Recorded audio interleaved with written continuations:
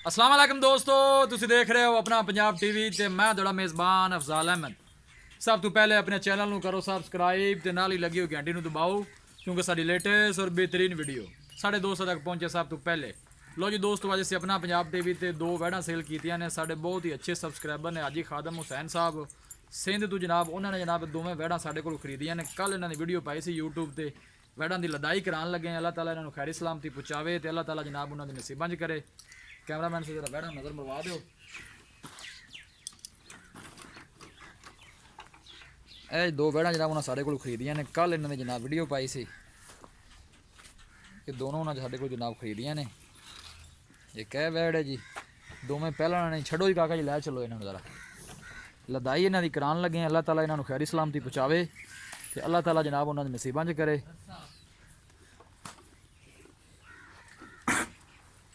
हाजी खादम हुसैन साहब ने सिंध तो, उन्होंने जनाब जानवर साढ़े को खरीदे ने। अगे शहर उन्होंने है सांगड़ा, सांगड़ा शहर में जनाब जा रही ने।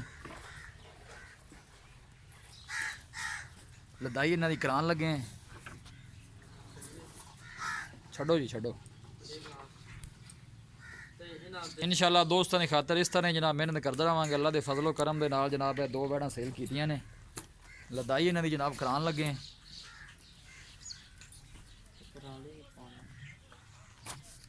कर कर लोड कर सो यार। ए जनाब वैड नंबर 1 है। चढ़ाओ चढ़ाओ बेच यार, पराली पवा देने जी।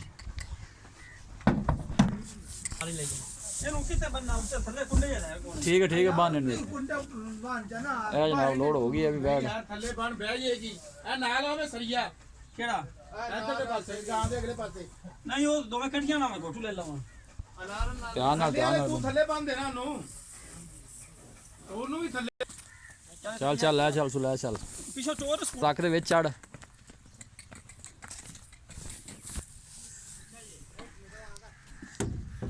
पीछे छोड़ पीछे।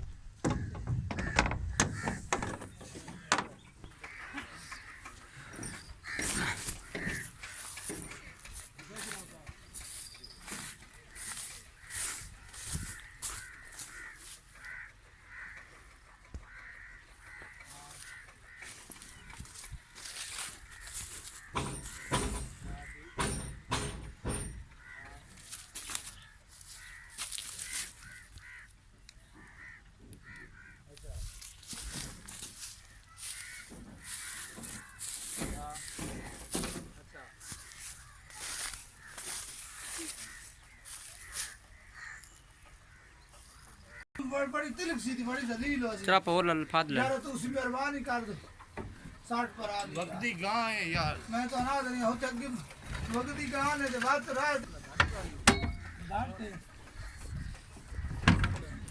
आ हाजी रा पारी आई आ अग बाच में आ।